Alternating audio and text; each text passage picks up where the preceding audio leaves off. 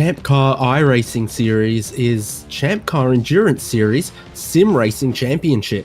It's round 8 of season 2024, a long-time Champ Car favourite circuit, Mid-Ohio sports car course, in a modestly powered front-wheel drive car, the Renault Clio Cup car. There's the stats, the figures, the weather out there today as well. To bring you live coverage of today's proceedings, myself, David Haynes, is with Devin Peters, and Michael Derby is on production for us. Well, Devin, what do we reckon? I reckon it's going to be a good time out there.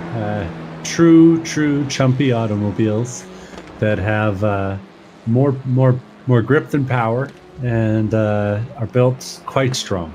And I have a feeling there might be a little bit of leaning, a little bit of bumping and banging. This Mid-Ohio circuit's one of those ones where it's notoriously hard to get around other people.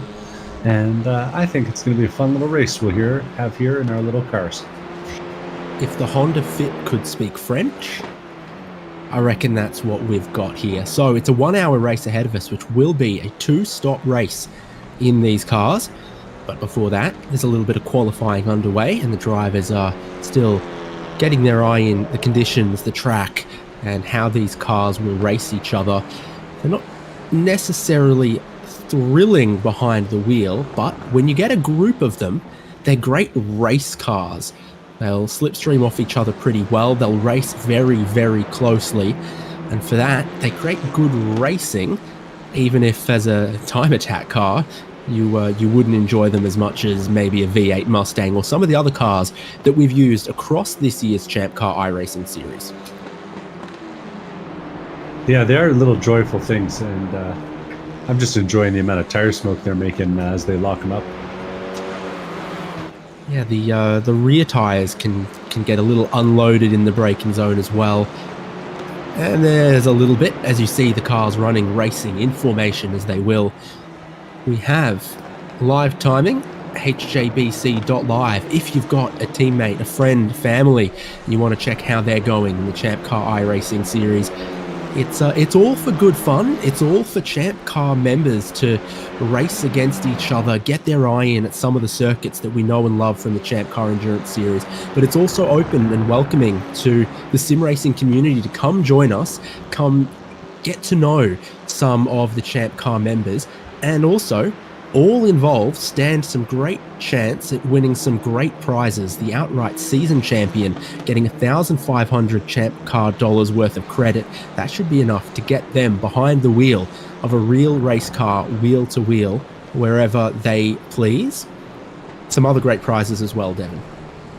Haynes, you're out of date. It's 2,000 Champ Bucks this year. Whoa! Yeah, okay, good. Not to mention 250 Champ Bucks if you show up to rounds 4 to 8, and we got a few drivers that'll be, if you win the draw associated with showing up from rounds 4 or 5 to 8, and we have a few drivers that'll be earning their spot in that draw today. And if you're wondering, well, how do I get involved? It's pretty simple. You just show up to the Champ Car iRacing League. You click join the league, and then you come out and race with us. And you are picking a good time if you're thinking about getting involved at the next race here, because you'll be entered into the draw if you show up to rounds 9 through 12. Of course, forum.champcar.org has all of the information, correct as I wrote it then, not as I'm saying it now. So we rotate through a handful of different cars. This is the Renault Clio Cup car, but we've also done some favorites like the Mazda Miata, the Ford Mustang FR500S, and then also the Porsche, BMW, the Toyota GR86, I think also creates some great racing, but is engaging to drive, and people really like that one. So it's been a good year, and this is now round 8 of 12, heading towards sort of the back half of the year right now. And we're well and truly into the back half of this qualifying session. Only 4 minutes left to run in this, as you see from the top left. Cameron Martineau, Joshua Soto, Ryan Carwile, Ian Giebler, and Tim Wire are the top 5. Now, there's some names up the top there we've seen be very, very successful across all sorts of cars and tracks this year. But you note that some drivers like Ian Giebler, Tim Wire, front-wheel drive merchants, I don't know what to call them, but they definitely, they like the touring car style stuff. When you drive them in the real world, the skills transfer right over. We're watching along right now with Logan Sennhauser and Cameron Sennhauser as they have a little bit of brotherly fun. I think giving each other a push through Thunder Valley this time. But yeah, it really kind of is a specialized set of skills to drive one of these front-wheel drive cars fast. You got to be comfortable with, basically dragging a trailer of two wheels behind you, and letting the thing get plenty loose in the middle of the corner, while also stamping on the throttle to get it pointed the right way at the exit. It's a fun little experience. A couple drivers pitting at the moment. Cameron Martineau is out on track and he improves. So fastest lap of the session in a car that makes me just a little bit hungry. Not super hungry, but just like I could go for a little snack. That's an impressive lap too. It's the first one in the 35s we've seen this session, a 35.9 to put himself on pole. Josh Soto, previous champion and very quick driver, 36.0. And then Carwile, Giebler, and Wire all right around that 36.4, 5, and 6 range. Of course, the Team Salen's livery also makes me hungry, but it's that's a more visceral, deal. Big meal hunger. all sorts on show, and we'll take a look through them as the racing goes on. But there's only a couple of minutes left in this, so I don't think we're going to see any massive surprises, except for the two Hungry Geckos drivers, Christian Peeler and Dennis Federici. They've been very successful in the long team endurance events on iRacing this year, and neither of them have qualifying time. Yeah, they look like they both maybe having some struggles, both being New York drivers. No, maybe there's some internet problems going on there, or maybe it's just off tracks. It says 7 and 8 laps completed respectively. Surely it's deliberate at that point. I don't know what to tell you. Yeah, I see that now. Yeah, that's interesting. I wonder what they're learning out there. Maybe it's the circuit. Okay, ones to watch, definitely. Pencil that in. Christian Peeler, Dennis Federici, both Champ Car members, Champ Car racers with Hungry Geckos. One more interesting story out there today, if you flip over to Andrew Kosick's vehicle. I don't know what the heck that color is. What's going on? That's not the most mint we've come to know and love. That's some sort of purple monstrosity. Yeah, most purple. Well, we'll see if that gives him an edge today. He's currently in the top 10, 7th place. It's a good qualifying effort from Kosick.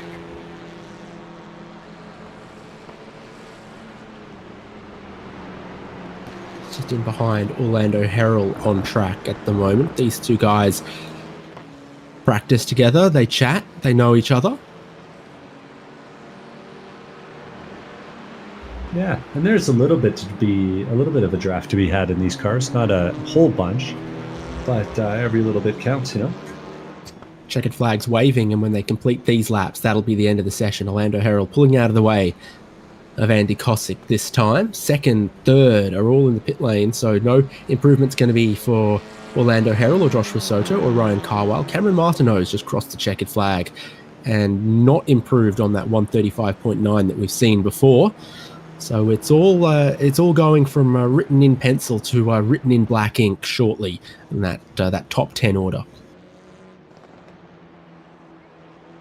Yeah, not too many chances left to improve.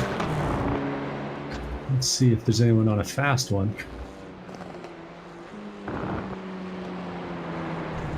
I'm looking for personal best sectors. So Jared Murphy just got one. And he's moved into 9th, I think, there, or just subtly improved. There's not many others that could. No personal best sectors this one around from Andy Kosick. Almost everyone else is in the pit lane. So I think Jared Murphy is probably one of the last we were going to see. Andrew Kosick to practice that pit entry and see exactly how hard you can take it. It's a weird little pit entry going wide in that carousel hairpin at the last part of the lap, but it's a quick pit lane speed limit here pit road speed limit on iRacing looks to be 45 miles an hour. Still, no time from Christian Peeler or Dennis Federation. It's got to be deliberate. If you went off track, who goes off track 6 laps in a row on accident and doesn't just tidy up the 7th one? Well, and those guys are pretty competent drivers, so I would be surprised to hear that was not some sort of strategy. Is an interesting race from a strategic perspective today. 2 pit stops potentially on order, so perhaps they've got some sort of secret plan in mind that I don't know about. That's why you watch, live sport, live competition. You can have all of your best form guides and odds, and you just never quite know how things are going to pan out on the day and how things will go and what some competitors have in mind. That's what we can look forward to across the next hour. Time runs out for all involved. It locks in the grid, and we get ready for round 8 of the Champ Car iRacing Series for 2024.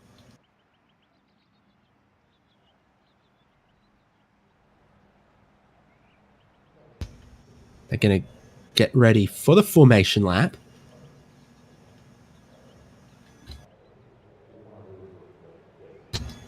And they're all getting ready behind my favorite pace car, my second favorite pace car. It's the Acme Industries sedan, something like that. The next best option would be that giant Chevy Silverado that's only meant for dirt tracks, but you can throw around a road course as the pace car if you need. This is what that grid will look like. Cameron Martineau, Joshua Soto, side by side on the front row. 2 super talented, super competitive drivers, both winners in the Champ Car iRacing Series before. Joshua Soto, the defending champion. Cameron Martineau, this season's points leader as we stand at the moment. That is going to be one to watch up front there. Behind them, Ryan Carwile and Ian Giebler are row 2. Tim Wire and Jared Collins are row 3.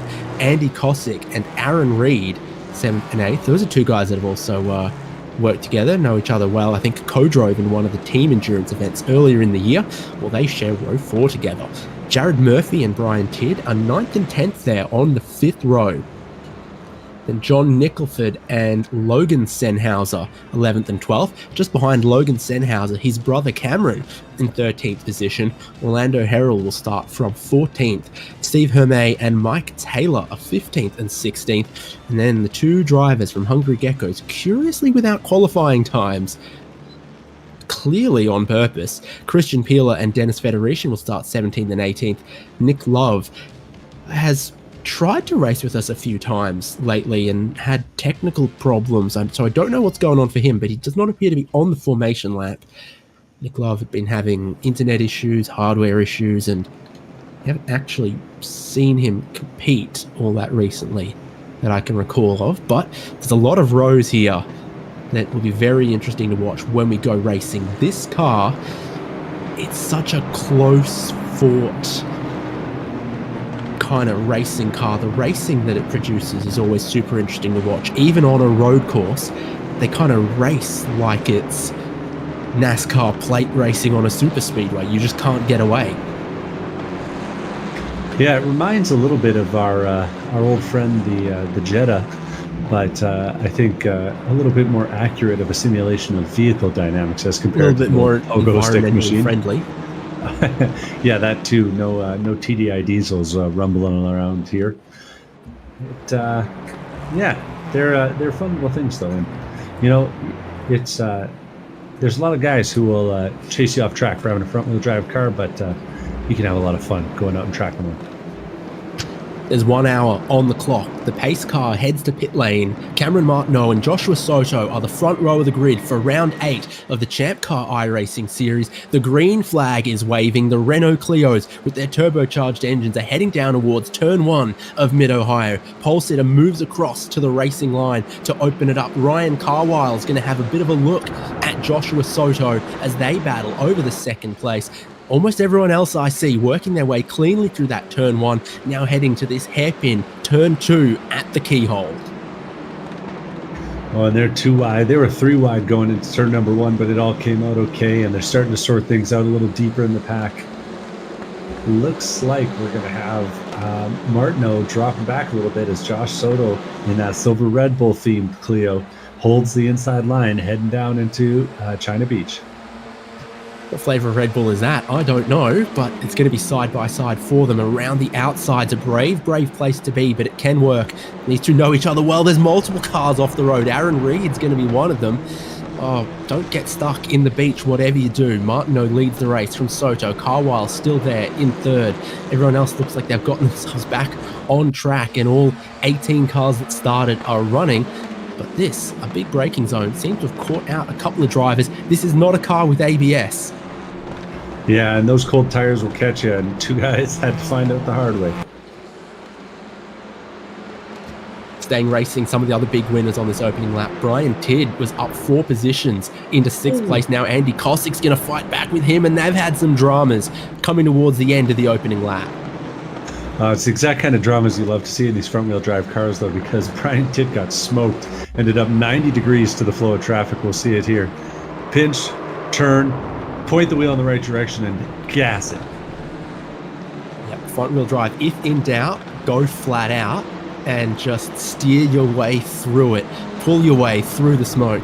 So a bit of door banging there. John Nicholford also got through for position. He's now the highest running Canadian, and surprise, surprise, there is a lot of Ohioans who've turned out for this race as well. So you've got 2 Canadians sandwiched by 5 Ohioans. Yeah, Wire, Giebler, Kossick, Reed, and Senhauser holding the flag, but they're going to have to find their way a little farther forward because Cameron, Soto, and Carwile are starting to pull away a little bit at the front. Yeah, a top 5 breakaway with some of that contact, that smoke you saw around 6th place, where Andy Kossick now leads this second group of cars from Nicholford, Tidd, Aaron Reed, and others. Some other big gainers as well.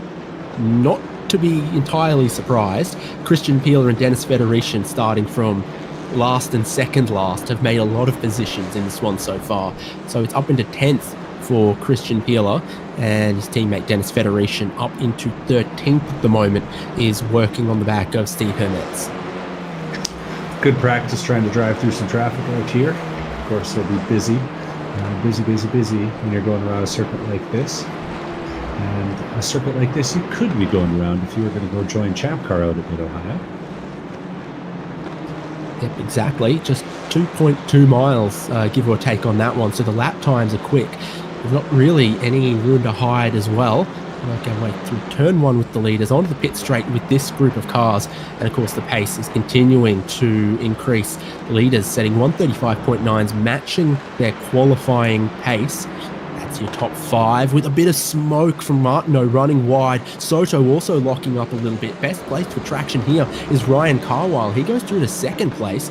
This is a unique little beast as far as the braking goes. There's I'm going to butcher the technical term here, a proportioning valve or something, where the brake bias at 100% brake pressure is different to the brake bias at 25% brake pressure.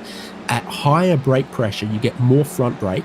Lower brake pressure, you get more rear brake. So it's good for trail braking, but I think that's something some of the people take a little bit to get used to. Yeah, well, and I believe even on the fixed setup, it's something that you can play with a little bit. So we're seeing drivers finding out, and that's why you'll see them trail braking into the corner and smoking the rear tires a little bit. But then if they have to suddenly jam the throttle all the way, they'll get all 4 locked up really, really quickly in these tricky little cars. Rear brake valve is what the setup option calls it. And it's a unique little tool, but it's different to a brake bias adjuster. We can gain at that weather. It is toasty out there, no doubt. So the track temp up past 100 Fahrenheit and could get warmer as we go as well. Things are looking good for Cameron Martineau. He's got a 6/10 lead over Ryan Carwile. And then Joshua Soto with that little mistake back in 3rd position. Tim Wire and Ian Giebler have been very smart with their positioning. They are not letting the leaders get away, but they've also not been making any big mistakes or anything erratic. We're seeing a little bit of drama at the hairpin. Christian Peeler scared Brian Tidd, or maybe Aaron Reed a little bit, and Reed slid a little bit wide out into the dirt. Dennis Federici, meanwhile, is trying to make a move up into China Beach. We're seeing the end result of that here. And Federician's making his move up the inside in the braking zone, and these cars are really tough to slow down. We see it there again. Aaron Reed going wide once again and letting Federician by. Aaron Reed and Cameron Martineau with the same livery that they have selected from Trading Paints when they maybe couldn't be bothered making their own. And two, well, one's M and the other one's M, so they're M and M. Maybe. But how good was that shot earlier when we were looking back from 7th place through to 17th place on lap 4 of the race, and you just had very little to separate them. The field spread in this car, so minimal. You will always have someone to race. You're always playing that strategic, when will I try to pass them, when will I just wait kind of game that happens so much in long stints in endurance races. Yeah, it's exactly the kind of the fun stuff that you get into when you're doing 2 hours at a time in the car rather than just an hour, like in our sprint races here.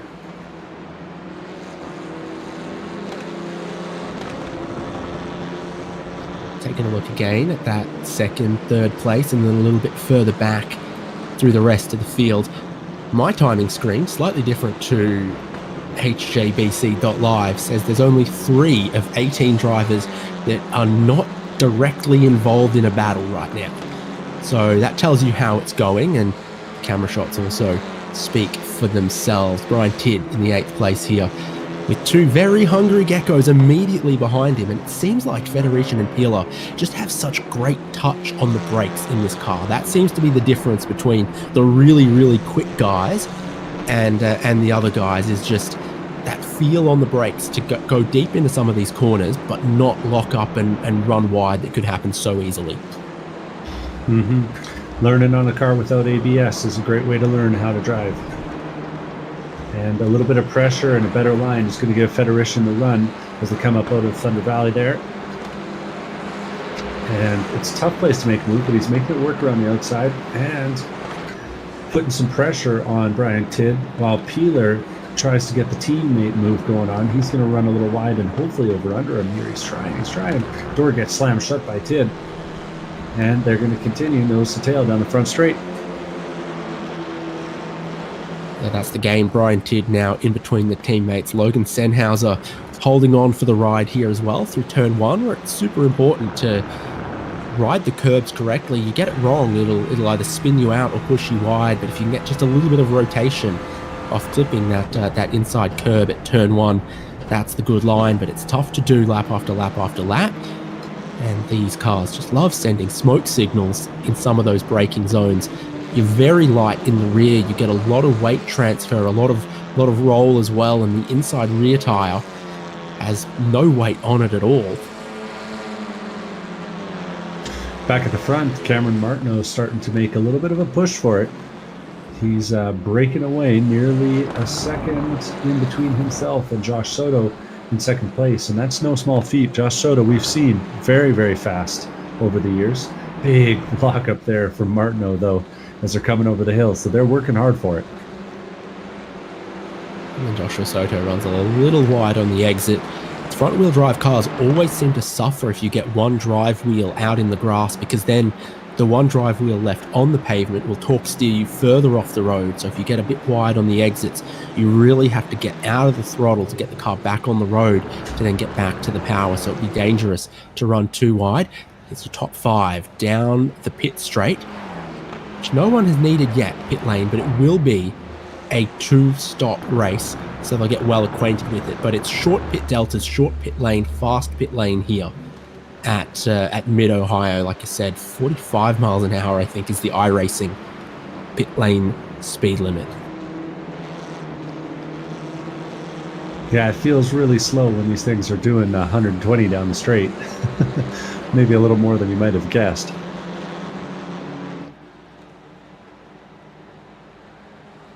So that lead gap back underneath the 1 second, and if Soto can drive clean lines without someone behind him, having to go at him, then you can close so quickly like that.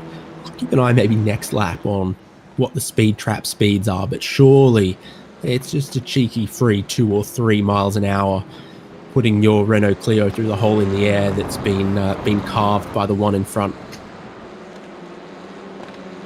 Yeah, Carwile had a couple mile an hour on both of them that time down the straight from third.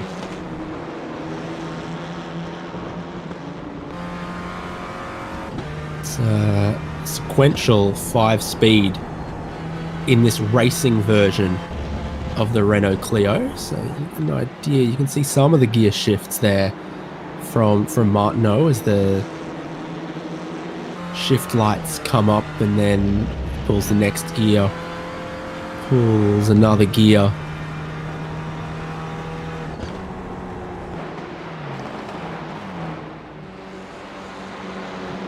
It's always the thing about a quick front-wheel drive car is from turn in to apex, there's a lot of whoa going on, and then you get back to throttle and it kind of settles itself down a little bit. But some of the turn-in shots, I think you see Martineau sort of very, very gingerly turning into the corner and then almost taking the steering out until it gets to the apex, and then he mashes the throttle and he steers again. But it's a delicate act to be deep on the brakes, trail braking these cars to the apex.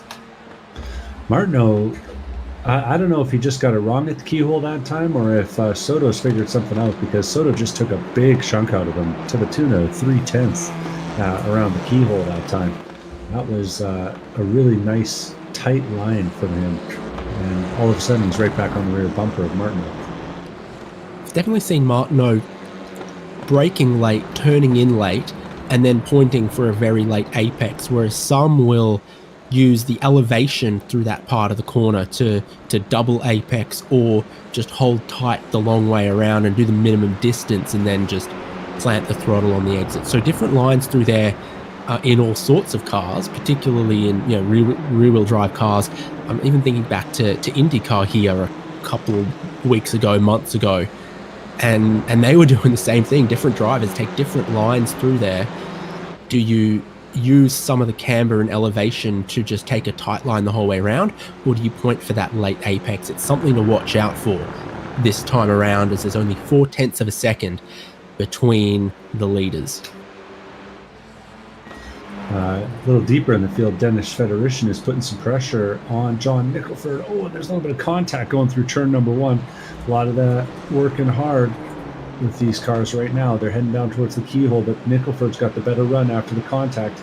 Brakes a little bit early, and Federation's going to back off and try and get the run on the exit, but that leaves the door open to his teammate, Christian Peeler, who's pulling up right behind them. The two of them nearly both up 10 spots as they're trying to catch up to the likes of the front end of the field. Oh, the headlights flash. That's nice. Christian Peeler demonstrating that for us. There's your top 5 again, just a little bit more space beginning to form between Soto in second and Carwile in third. Tim Wyrie and Giebler, just an ever-looming presence here as the gap between the top 5 and the rest of the field slowly but steadily increases. Brian Tidd and Jared Collins both off the road. Logan Sennhauser comes through for some free positions. Tidd's trying to hold him off. He's not going to succeed. Oh, but he will hold off Collins. I guess Collins won't hold off Tidd, I guess. Might be a more accurate way to describe how that all went down.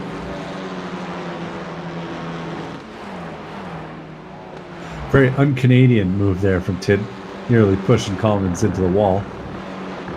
Yeah, instead of saying sorry, he went tit for tat.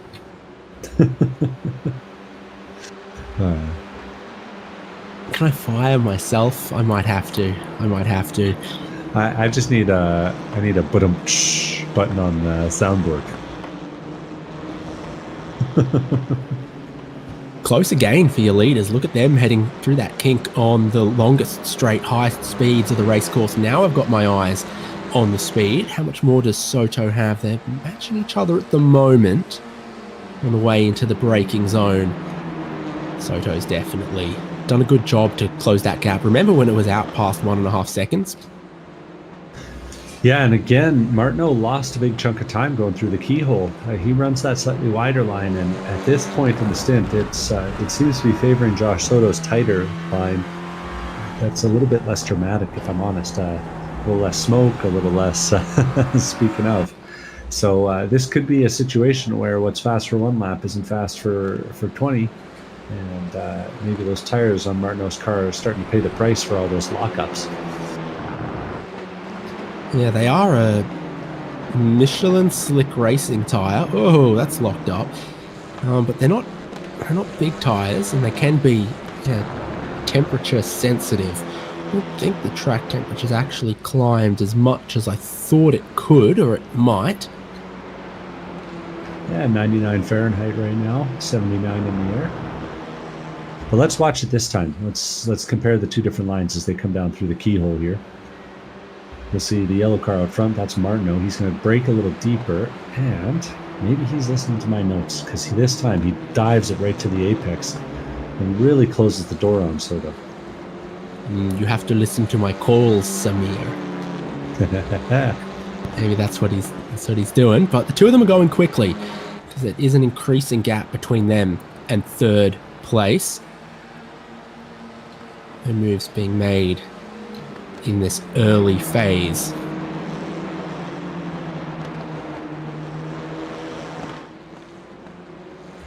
Man, there's a lot of pressure though coming from Soto right now. I think he's starting to feel like he's ready to make a move. And the two of them, despite all that, are having an easy time almost driving away from the next three. A couple of moves happening through the field, like Cameron Senhauser and Jared Murphy, like Christian Peeler going to the pit lane, like Jared Murphy running through the gravel, and other battles happening elsewhere as well.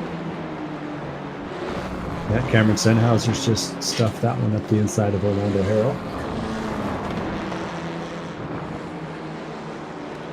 See, this is what I mean by it's a good racing car. Yeah, honestly, I mean, it's fun and impressive to watch guys drive really knife-edged Formula cars and GT cars, but you won't get much closer than some of these low-powered, low-aero kind of cars. See, no one talks about how awesome a pair of football boots are, how far they let you kick it. They talk about how competitive and exciting a game of football was. And that's the competition between, different players, different teams. This is a great game of football with this car. It's really exciting to watch. Jared Murphy, Steve Hermetz are in the pit lane. We're starting to enter the first pit stop phase of this race. Yeah, while we looked away, a couple of moves deep in the field, John Nickelford finally had Dennis Federation get by him after holding him off for a few laps. Jared Collins is under a lot of pressure from Logan Senhauser going down towards China Beach right now too. Let's see how that looks. He peaks inside, eventually settles for the outside. He's going to try and get the run up the hill, but it's a hard move to make stick because you run out of road real fast, and we're seeing that right there. And Senhauser has to back off as they go over the hill and down towards the twisties in the back of this track. Turn 4, 5, 6, 7, 8, and 9 on their way. Going through Thunder Valley, skipping the other Oak Tree corner. Did you know there was an Oak Tree corner here once? Anyway, continuing on.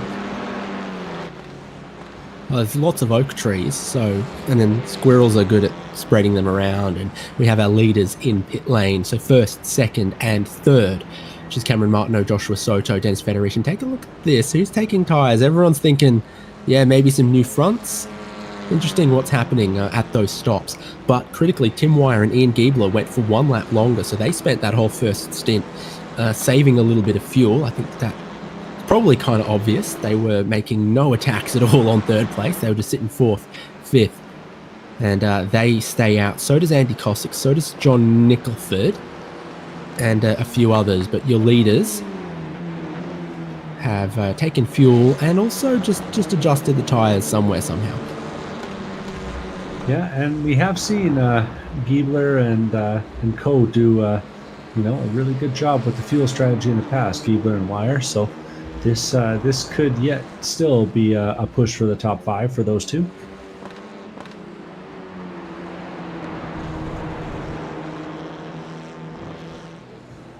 Yellow. Tim Wire and Ian Giebler. I was going to say Tim Wire's wearing the yellow livery today. Sort of like the yellow jersey, right? And Clio, we got those French cars out there. Maybe he's trying to make some sort of statement. It was definitely peloton, not breakaway in the early phase of this race. So it's Joshua Soto. He's behind some cars that haven't stopped yet. Ryan Carwile, Jared Collins, Logan Sennhauser. Tim Wire and Ian Giebler will stop. Andy Kosick will stop. And we think we're going to have everyone in. Yeah, a little bit inconvenient to find yourself in traffic at this phase. But pretty much everyone will clear out, and it'll just be Ryan Carwile leading Josh Soto as they come down the pit straight this time. It's a little bit of a surprise. Soto must have gone pretty heavy on fuel with the gap. It's actually Cameron Martineau first on the road, Ryan Carwile and Josh Soto 1, 2, 3. Yeah, that is interesting, and you can see pit stop times on hjbc.live, our live timing. You can draw comparisons from that and what you will, but it puts Cameron Martineau to the lead of the race from Ryan Carwile, from Joshua Soto, Tim Wire and Ian Giebler. Both look like they loaded up pretty heavy on fuel. Of course, having run that lap longer, they will have nearly run it dry and gone from there to tip top.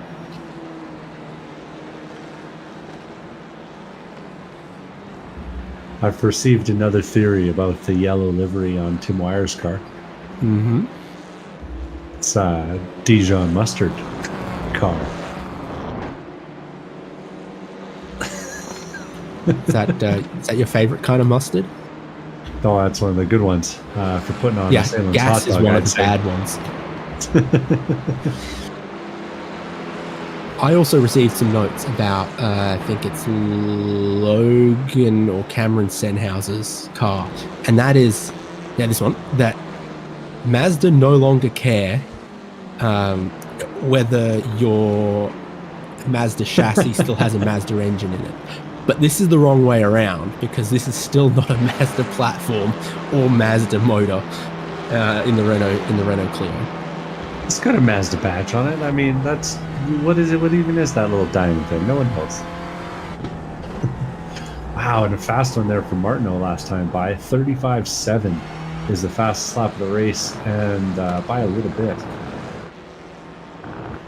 Sorry, that wasn't Martineau. That was Soto last time by. I just saw the number flash up. So he is working hard,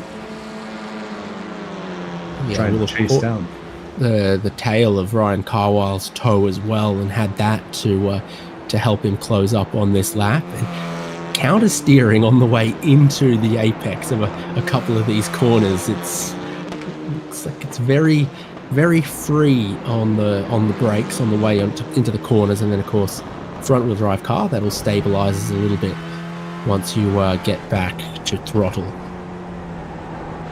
This guy who's done a few laps in some front-wheel drive cars, I can tell you that if you got the new rubber on the front and the old heat-cycled rubber on the back, that can be a reason that it's a little free as well.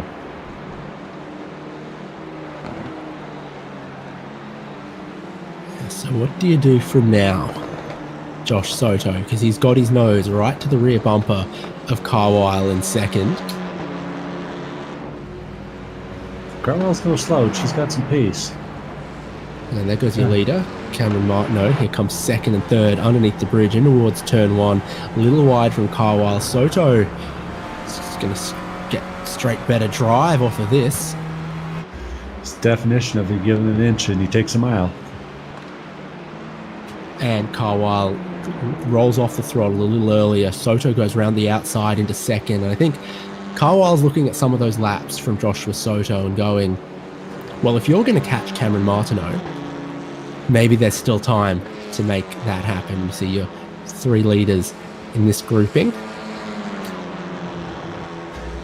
Yeah, if you can hang, I mean, try and hang on to that because that thing is moving real fast and a little bit more aggressive. All of a sudden, the behavior of that car of Soto's, you know, a little pointier, a little more lockup going on. Interesting to see him pushing at this pace. 34 minutes, around 20 laps to go. Yeah, we've had one stop from everyone. He's off to say hello to some Amish or something. If you run too wide off the track. And Keebler's come through that section right behind him and done exactly the same thing. So it's might be a bit of a trend. I think I've seen a few Indy cars do that as well. I've seen a few spin there, and yeah, doesn't always end well. Yeah, that's true. What do you make of the last laps from the top three? Well, I was just kind of digging into that. That's a set of quick laps, but Soto working hard for it and still losing 3/10 to Martineau the last time by.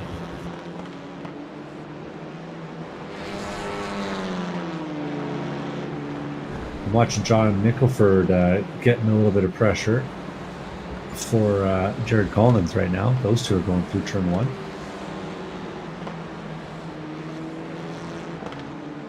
Yeah, sure are. That's exciting.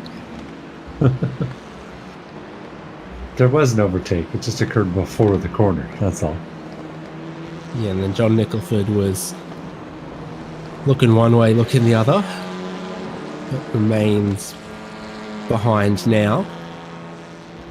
Speaking of cars that are driving closely together on track, Ian Giebler and Tim Wyer now have 5 car lengths between them because I said their names.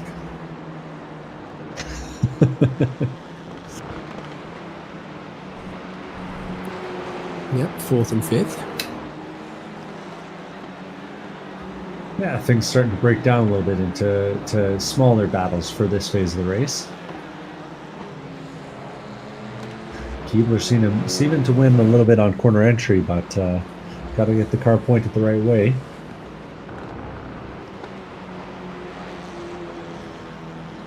More clean laps from Cameron Martineau in the lead. Joshua Soto doesn't match it. Ryan Carwile matches Joshua Soto. And then it's about 4 or 5 tenths off that pace to Tim Wyer and Ian Giebler. Everywhere you look, a little bit of smoke in the air. Yeah, just a little bit at the apexes every time. I was going to say, you can just see in the distance the top or the second and third place cars going at it.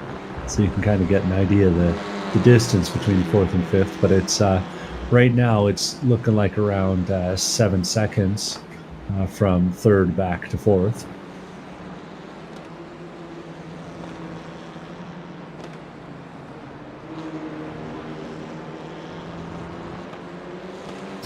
My favourite bit of Renault in the US history is when the incredibly popular in Europe Renault 5 got an American release, and they thought that was too complicated for Americans, so they called it Le Car.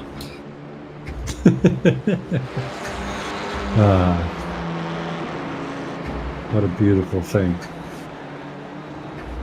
And our producers just informed us that they're bringing it back, the Le Car. Get yourselves on those pre-order lists, folks, at your local Renault dealer. All electric Alpine version of the new Renault 5, and as far as fleshing out the Alpine brand, I think it looks a nice sort of retro futuristic for a sporty little hatch. Now, whether it represents good value or good driving or whether it will sell well is entirely different. But having just seen it, I was like, oh, that's kind of interesting. Yeah, actually, yeah. I'd look twice at that car. I was going to say, is it better or worse than the VW IDs? But I think I still like the minibus. So across the halfway point of the race, there's still a pit stop to go. Cameron Martineau will be looking for ways to manage his 5-second lead over two very quick and consistent drivers in Joshua Soto and Ryan Carwile. Teamwork is making the dream work for Tim Wire and Ian Giebler in 4th and 5th. And you've got a little bit of space. Andy Cosick. Christian Peeler is maybe the 2nd or 3rd fastest car on the road. And so he's starting to catch towards Andy Cosick and his teammate Dennis Federici, not all that too far behind. Jad Collins and John Nicholford still in close company. And then Logan Senhauser, Brian Tidd, Cameron Senhauser, Jared Murphy, Steve Hermetz and Orlando Harrell. Mike Taylor remains on the lead lap. Aaron Reed had a long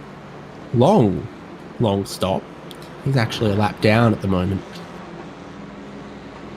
Yeah, got to make sure that fast repair box is checked. Of course, we keep one of those on for all our drivers. Oh, and a really, really wide line there from Soto that time on the exit of the keyhole. He clipped the dirt even while he was taking out the DRS board, so that'll have cost him some time. You'll see it here. Yeah, World Rally. Because that is what they're known for. But yeah, he had just a boatload of pace off the start. And then I don't know if he just kind of brought the tires in weird, but he hasn't had much for the likes of Martineau since then. Could also be the fuel difference. We figure Soto's carrying a little bit more fuel too.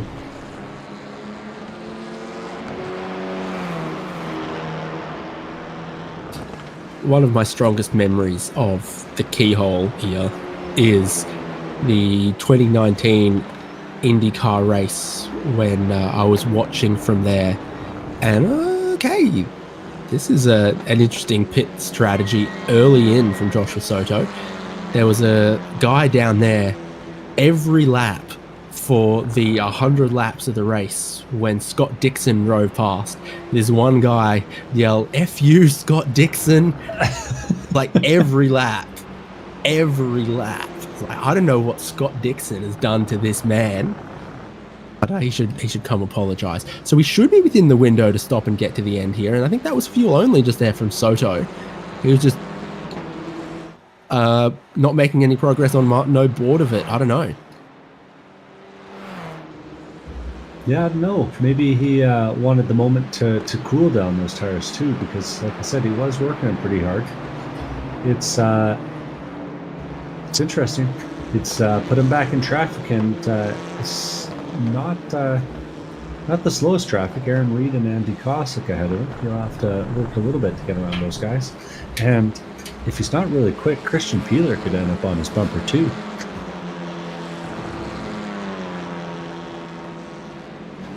Yeah, it's interesting though that Soto's made his 2nd stop and he's still ahead of Peeler and Federici. So it was a really quick one there. I did figure that some extra fuel would be necessary. There's also a wondering, like, I don't know how much fuel save is possible, but maybe Tim Wire and Giebler, who aren't glued right up to the front the way we've seen them in the past, maybe they're trying a little bit of a fuel save type strategy here. Good for them if they manage it. I'm not sure that it's a competitive way to do it, or that's what these guys are aiming for. Well, as the guy who doesn't figure out the fuel settings for the session, I'm going to defer to the guy who does, and guess that perhaps they are just a little short on the top end pace in these cars. The two of them have been keeping each other busy though. Giebler has preferred to stay in the back so far, but we've seen this from him before.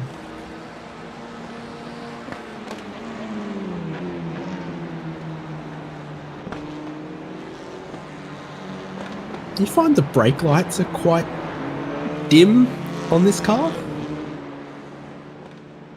Yeah, actually, they don't do much. Maybe that's just a little bit of rear bumper damage. There was some beating and banging. Yeah. It's like everyone in my area. They've got a functional third light and no brake lights. It's the worst.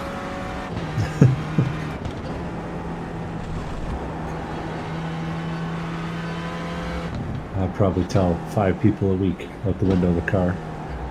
Hey, do you know you don't have any brake lights? And Josh do Soto's they yell back, "I don't want no scrubs," because they think you're like hollering out the passenger side of your best friend's ride? Ooh. Andy Cossack and Josh Soto just got real close together. No, it's Canada. So they go, "Oh, thank you, buddy." So as you see it here, Josh Soto is kind of putting this pressure on Cossack, and Cossack drives in the middle of the road, and Soto just can't find a way around, ends up locking it up and dropping back a few car lengths. So the and Soto, what are you doing? He's losing focus. He's may have done some damage to those tires, or maybe, like I said, just getting a little bit tired, a little bit frustrated. Either way, it's definitely not making up ground to the front of the field right now. It does feel like an odd decision to pit when he did just there. Yeah, I'm still trying to wrap my head around it. What's happening right now is what I would have told you I imagined was going to happen. Yeah, running around with a little extra ballast and struggling to make through the traffic. You know?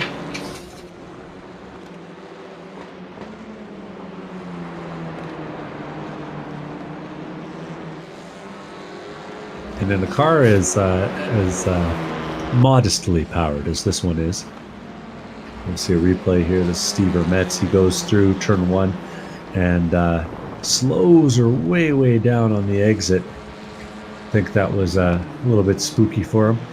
I suspect it's a slowdown penalty for using the pit exit instead of the racetrack. Andy Cossack pits, so maybe he's sick of having Joshua Soto right up his rear bumper. So he's going to come in for his second stop.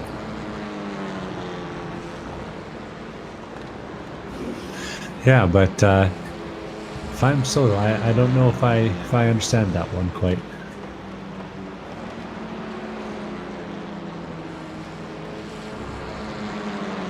No, a little perplexing to me, if I'm honest.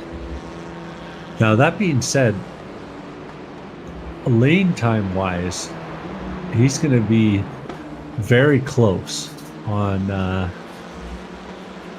Cameron Martineau when he comes out. It'll be within a few seconds at least.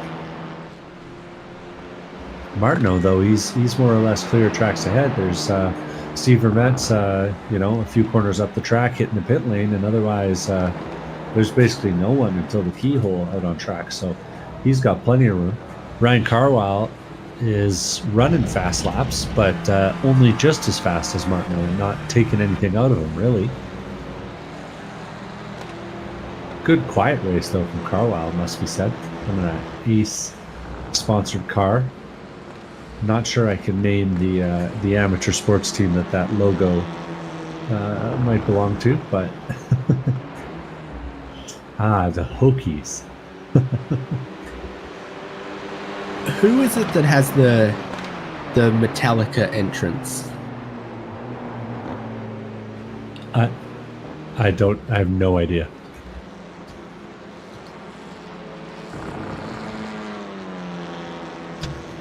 Hearing from production, maybe it's Virginia Tech. But I was expecting, if anyone was going to know, it would be our sports correspondent, Michael Derby. You know, he does everything. He's got the cameras, he's got the knobs, and he's got the sports trivia. And that's really all you can ask for out of a producer. What does it say that everyone who's seen the pictures of him at the wedding he attended recently has been pleasantly surprised, but also a bit shocked at how well he can scrub up, but apparently never does? He's a man who can do things that he sets his mind to. There you go. just like Cameron Martineau holding off the lead, and Ian Giebler holding off Tim Wire now that he's got around him. And after many laps of following in the exhaust fumes over the last couple here, Ian has suddenly decided that he wants to lead for a little bit. Comes race leader Cameron Martineau. Here comes second place Ryan Carwile for their second stops of the race. No surprise, Ian Giebler and Tim Wire stay out again. They're the cars on the track back there. They're going to go through with a first and second in this race for the moment.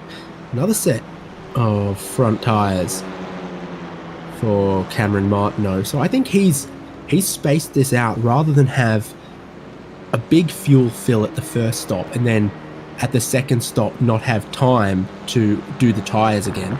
Sort of space the two stops out equally. And pardon me, you're right, it has brought Joshua Soto a little bit closer to him after all of this. There's Christian Peeler side by side with Ryan Carwile. Oh, and Peeler's working him. Gets a nice move up the inside. Of course, Peeler's going to have to do one more stop.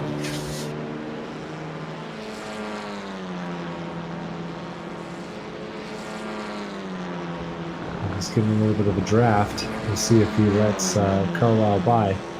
Gives Carwile the inside. Now Carwile, those cold tires, going to make it work? He does, and up the inside he goes. Over the crest of the hill, back down again. It's consistent corners for this segment of the lap. Turning. A couple of blind crests as well. Here from the race car seated position. Your blind coming over that one as you then turn in through here. And then blind over that. Got to know that the exit curb is about there, somewhere out there. Got another one ringing the bell into the pits. That's Mike Taylor. He's running deep in the field. I think our last runner, actually. But debuting today for the Champ Car Series.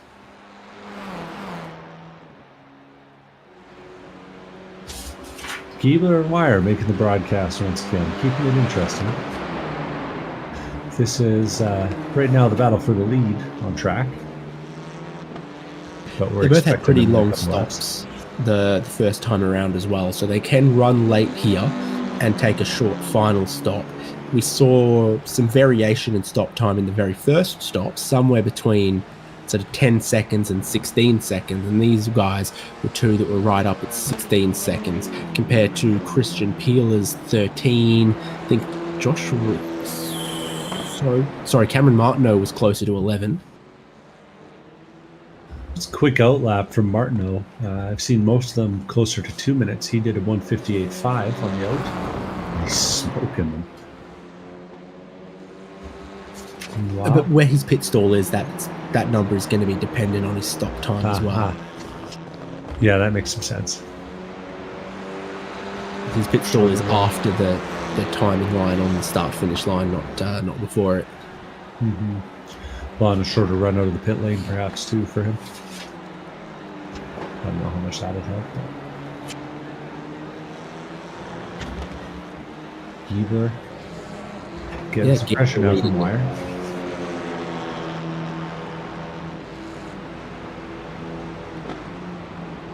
We can definitely do a few more laps this. Our longest stint that I can see so far right now is actually Peeler with 16 laps on one tank. Thirds? Okay, Christian Peeler's second stop. Got confused. Peeler brings it in this time. Up on... staying on the ground, actually. No jacks out for him. Hard to say, we don't move that car up and down very far. No, two guys who had something decent for breakfast could probably pick this car up off its wheels. Those are the best teenage shenanigans, pointing your teacher's car in the wrong direction. They don't do that to you, do they?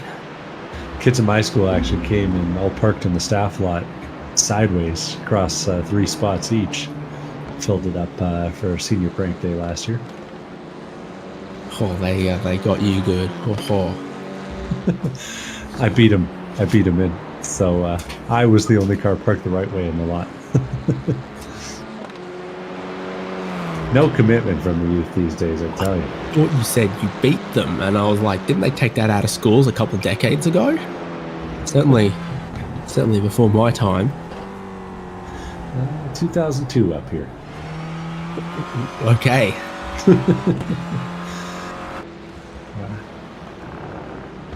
Still got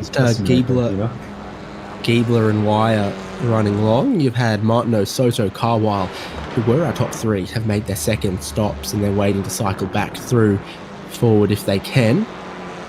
Shapila made his second one, but Dennis Federician hasn't yet. Andy Kosick has done his.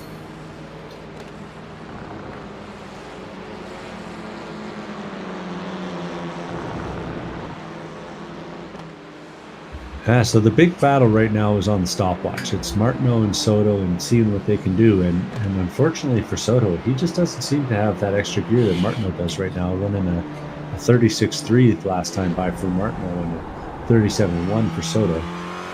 That being said, lots of smoke coming off the tires of Martineau as he's making these lap times happen at this phase. Maybe that's how you make it happen, though. He's doing the braking a little differently in the turn-in phase, trail braking differently. Is that allowing him to carry a little more speed into some of these corners and places? You see the lap time comparison on screen there, as you said, Devon, 36.3 to 37.1 for Soto. Giebler and Wire are in. Interesting to say Carwile 36.3 last time by, though, as well. So he's making up some ground on Soto. Hard to say how much of that is draft and how much of that is outright pace. But a 36.2 last time by would suggest that at least there's some consistency there.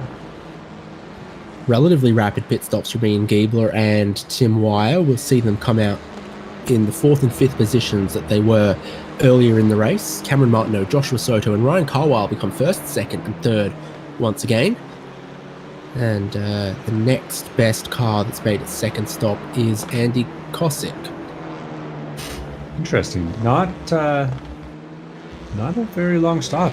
Like really short from both of those guys. I don't know if the second stop being the short one for them lets them calculate the maths a little bit better.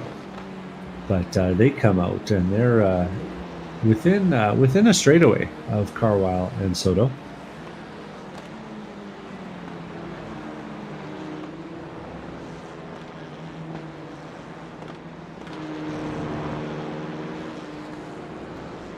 Weather cooling down out here a little bit. Track temps are coming down with the cloud cover overhead. But no rain today or this time, but future races with the Ford Mustang FR500S or Renault Clio could have rain, and that adds to the Toyota GR86, the Ford Mustang FR500S, and the Porsche and BMW GT4s, where rain is hashtag possible. So I think that's almost all the cars, actually, by the end of the year. Just waiting on the Miatas. Or do the Miatas have it already? They've done a very good job of adding sort of 5 to 10 cars each season lately. So it went from a very, very small list, Toyota GR86 and GT3 cars, to encompassing a lot lately, and obviously with more coming, this is going to be one of them. Yeah, Mazda's not available yet. True. I did actually now recall reading that what they didn't have was a system whereby the rain could fall into the car. Yeah, you got to account for the change in vehicle dynamics from the fluid sloshing around in the footwells. Yeah. Yeah, so rain could fall on the racing surface and rain could fall on the windshield.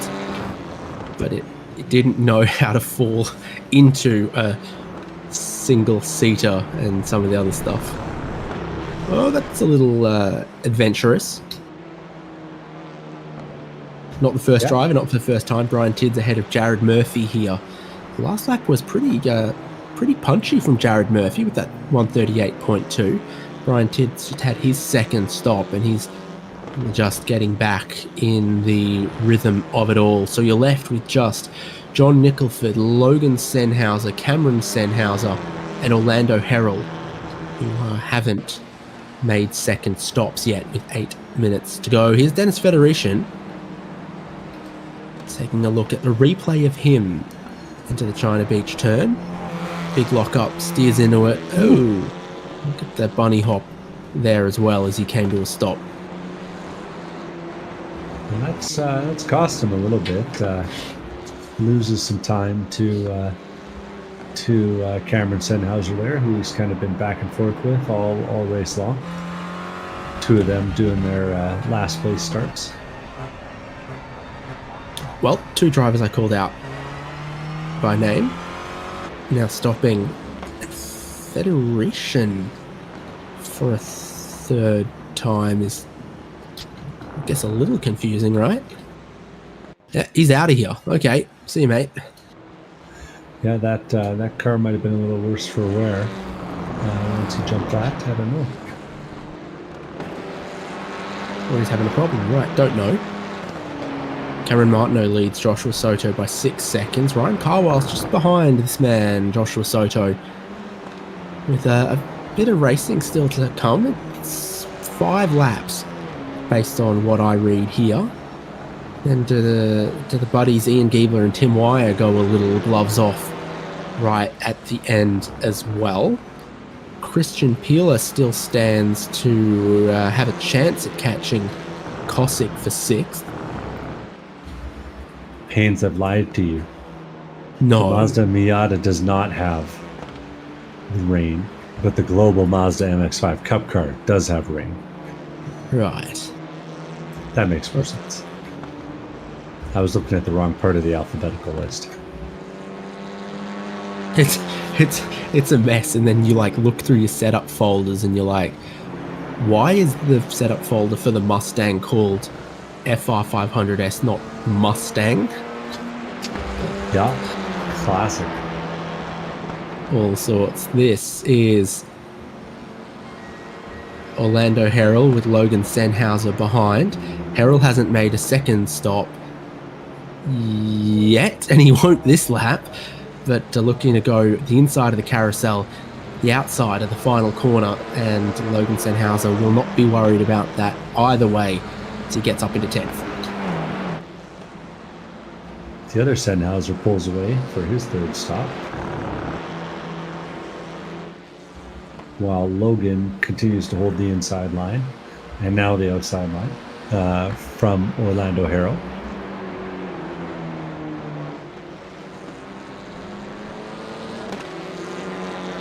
This is getting close. What are we going to see from these lap times between second and third place?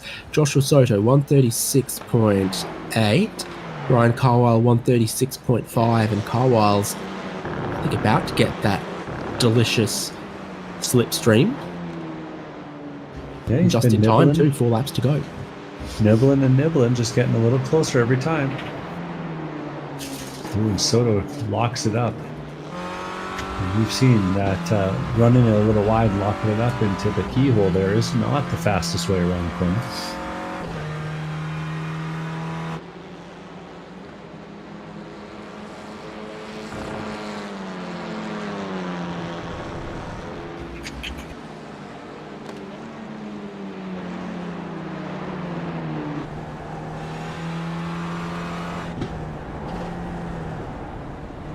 Trying to learn the secrets of Senhauser. Drives a Miata in the Real World Champ Car series. Don't think that's the trick.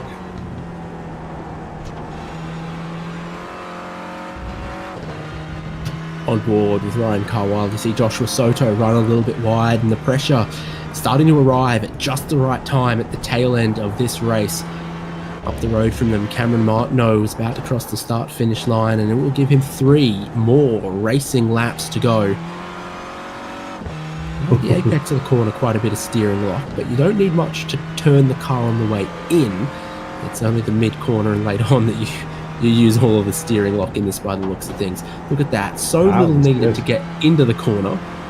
And then later on. Well, that was Soto running super duper wide. I don't know if you saw that. But Carwile is taking chunks out of him.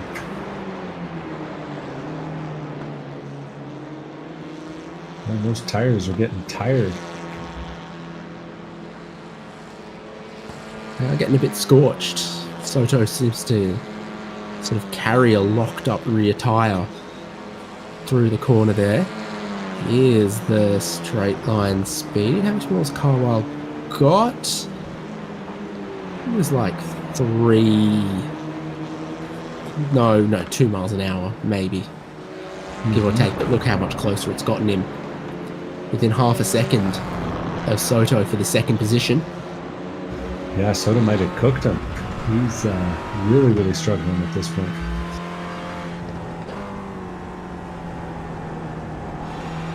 We're expecting 2 to go this time by.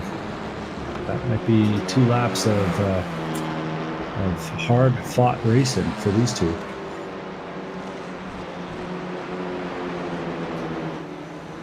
Yeah, might have to be. Neither of them look like they're going to challenge Martineau for this race lead. Again, both of them now sliding it in, locking it up, leaving some smoke in the air. And with little time left in this race to sort out their differences here over second and third place. Cameron Martineau definitely confirming that. It's 2 to go from Mid-Ohio. Good exit from the both of them, looking pretty equal. Carwile getting a little bit of draft as they come towards the keyhole.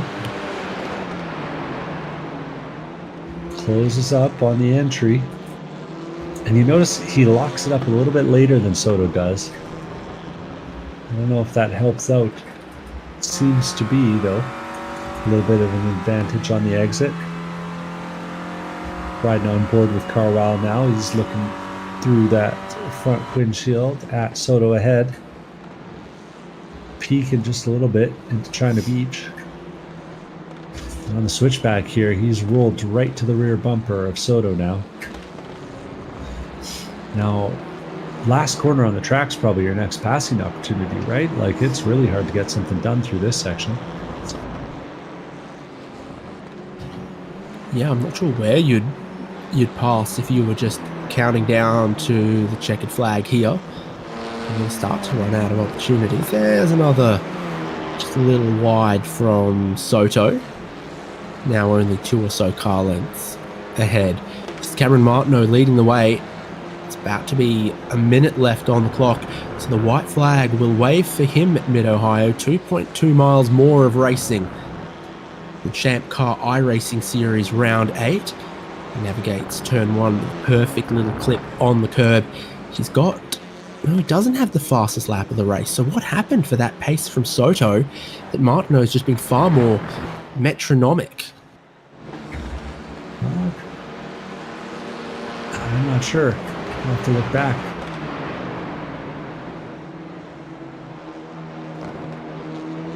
Again, different lines through the keyhole.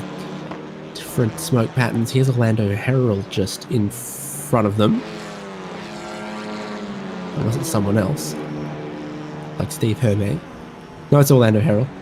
He stays right. And second and third will go through on this final lap. 20 seconds left on the clock. Definitely the checkered flag at the end of this race.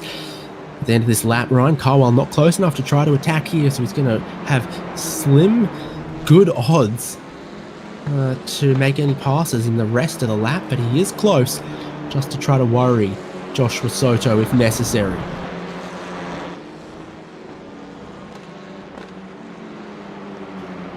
Final segment of the lap, final segment of the race for these drivers. They fought inside the top 3 all race long. They are not going to catch Cameron Martineau. He's got 8 seconds over this. He's going to come out the carousel. The checkered flag's waiting for him. And the championship leader will take another win to extend his lead in Champ Car iRacing Series 2024. He gives a flash of the headlights. Behind him, they're going to need more than the stopwatch, a photo finish potentially for Soto and Carwile. And Soto manages to stay ahead 0.3 of a second from Ryan Carwile. Wire and Giebler, very well-run race from them to go 4th and 5th on the grid to 4th and 5th at the checkered flag. Andy Kosick takes what could only be called Grimace's patent leather across the start-finish line. And Christian Peeler will follow him for 7th place. Jared Collins and John Nicholford have been close together, but they've split up now. Coleman's running with a fair gap back to Nicholford. In fact, that's Aaron Reed between the two of them. And we'll see them coming around the final corner here. This is Nicholford turning. Going to get the highest finishing position for a Canadian this race. Good job for him. Sennhauser coming around the back half of the course, heading towards the carousel. Turning down and finishing off what will be the better of the two races for the Sennhauser brothers. He gets to wear the crown today. Jared Murphy, Brian Tidd cross the line close together. And Cameron Sennhauser will be the last one on the lead lap. Just kidding. It'll be Orlando Harrell, who's behind him yet.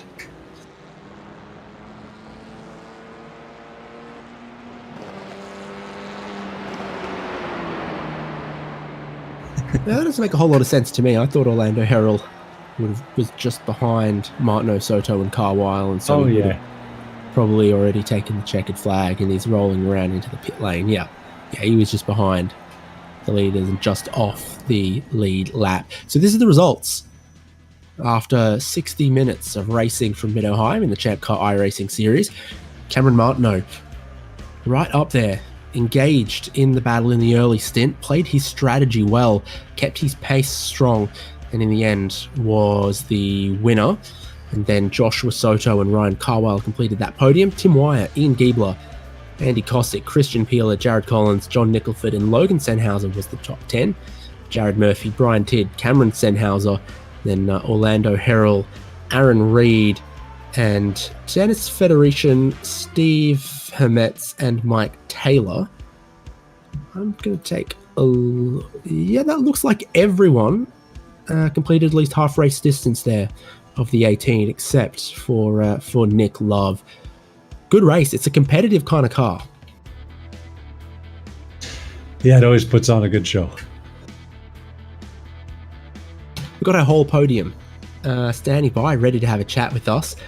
And finishing second, third was Ryan Carwile. Got that right? Yep. Well, congrats on the podium. Thanks. I appreciate it. It was a tough race. I thought I could get second in the end. I just didn't quite have enough time or enough pace to overtake him. The early stint of the race was definitely interesting to watch in these cars. The top five just all together there. You were mixing it up with Soto, with Martineau. Lead changed a couple times. Yeah, I just I saw Cameron was locking it up kind of a lot, and we were just kind of mixing it up. I don't think I quite had the pace of Cameron or Josh, but since they were swapping places, it kind of kept all of us up there together. Like you said, the top five or so. I got to jump in here and just ask a question. As a driver for Rad Air Racing, did you feel like your experience in a Neon prepared you for this race today? Yeah, I mean a little bit. It's just this car, just the way it rotates on entry, is kind of like a Neon, but I don't think the iRacing front wheel drive is quite right. It just the way it rotates isn't quite the same, but it is the same idea where you just kind of get the rear end out on entry and then nail the gas to straighten the car out. As a fellow Neon driver, I agree. But yeah, I just really enjoyed seeing that on your bio. Anyways, back to the interview with Haynes. I was probably just going to say something like, "What's the livery mean to you?" So I'm a Virginia Tech alumni. I graduated in 2012, and since the football season's about to start up, I'm like, all right, like doing a Virginia Tech livery for this race. And the head on the front is the Hokie Bird. That's our mascot. Well, yeah, go football team, and Yeah. congrats on that third place. Suits Thank you well, and plenty of racing still to come this season in the Champ Car iRacing series. Yeah, for sure. Looking forward to it. Third place, Ryan Carwile. Second place, Devon was Josh Soto. Yeah, Josh, looked like a good start of the race. He had lots of pace in the qualifying, but then once the sort of strategy section of the race started to get under the way and those pit stops started to roll in, it seemed like Cameron Martineau just had a little bit more than you.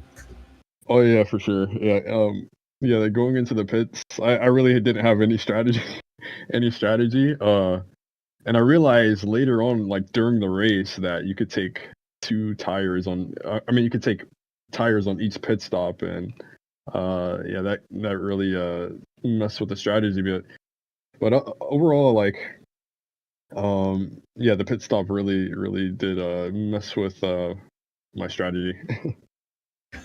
Yeah, that'll be that's a tricky one to overcome. It's been a good season for you, a bunch of podium finishes and a win to your name. Thinking about trying for the third championship. Yeah, yeah. If I have, I know that I used already my 3 races that the drop weeks. So yeah, I'm gonna try to make the rest of them, and hopefully can get another championship. Well, we're excited to see you back out on track, and all the best to you. Anyone you need to thank for today? Yeah. I would like to thank the Champ Car, all the sponsors for the Champ Car series. I would like to thank you guys for the broadcasting, and I'll like to thank my friends and my family. Cheers. All right, thank you. Well, there's one driver left on the podium to speak with. 3 times a winner in Champ Car iRacing Series 2024, and another one at Mid-Ohio, Cameron Martineau. Hey, David. Yeah, thanks, man. Yeah, 3 times. Is it, did you say 3 times a winner now? Or 2? That's what the stat sheet says. That's what it says? Oh, awesome. Yeah, no, this was a good one. I'm very happy about this one. Yeah, and just it probably looked like a very straightforward race from outside the cockpit, but definitely inside the cockpit, Josh and Ryan had really good pace and were keeping me on my toes, and the strategy I went for, forced me to be basically consistent and perfect throughout the whole race. So it was, I was sweating and knowing I had to, couldn't put a foot wrong this race. Better yet, I'm looking at this. It says 1 race win in the Ford Mustang, 1 race win now in the Clio, and 1 race win in the Toyota GR86. So that's 3 very, very different race cars. Yeah, definitely. Yeah, and front wheel drive on this one, and then light like the GR86, but then you have the Mustang. What did you say? The Mustang? Yeah. Mm-hmm. Yeah, it's all definitely like all different cars. They're, I think, definitely being able to switch between cars, and these slower momentum cars are definitely ones I like to drive. So, and I think also having that versatility helps with getting up to speed with cars that you might want to just like jump into every once in a while, or a new one that you have to jump into and learn. You know, being able to pull on those experiences definitely helps. So I like driving a bunch of different cars, even in official races. First third or so of the race, there was your 5-car breakaway there, and it looked for all money like anyone's race at that stage. It was the first pit stop that really sort of split things up. Yeah, definitely. And I was just, talking to Ryan and Josh in there, and as soon as I saw Josh kind of get on my bumper, and me being the head of the train, I kind of knew I needed to get clean air and hope that my pace was good enough. So I know Josh went with kind of the more traditional strategy of running the car dry, filling it up completely, taking 4 tires, and then short filling the last stint.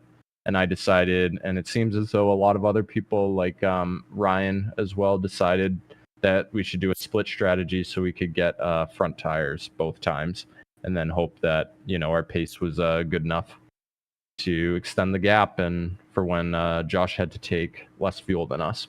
So it seemed to work out. Are all the M&Ms the same flavor with a different color, or are different colors different flavors? I know that for a fact that they're all the same flavor, but in my head, I like to think that they're different flavors. Makes it a lot more fun. Good call. Congrats once again. Yeah, 3 race wins from 3 different cars, leading the championship now with 4 races to go in 2024. Yeah, thanks, David. And yeah, we'll see where we are at the end of 2024. Great to hear from our whole podium there, Devin, as we begin to wrap up from Mid-Ohio.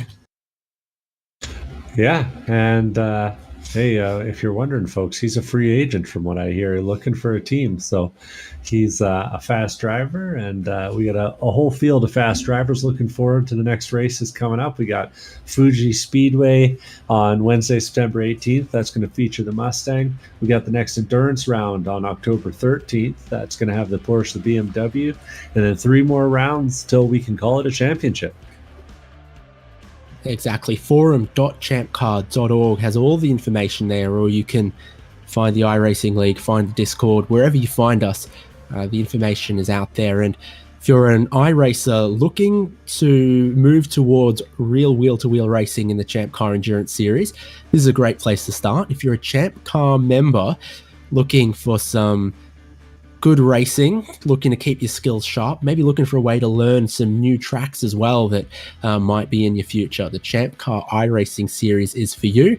Good fun, great prizes, and we love bringing you the live broadcast of every round as we always do here. So wherever you're watching, hit subscribe. You will stay up to date with all the racing in the Champ Car iRacing Series in 2024. Exactly as Devin said, not too many weeks until we're racing again from Fuji Speedway, one of the circuits that the drivers voted for and chose to give us some international flavour to this year's Champ Car iRacing Series. I've been David Haynes with Devin Peters, Michael Derby on the production, bringing you the cameras, replays, and the live stream. And we look forward to seeing you in 3 weeks' time for the next instalment of Champ Car iRacing Series.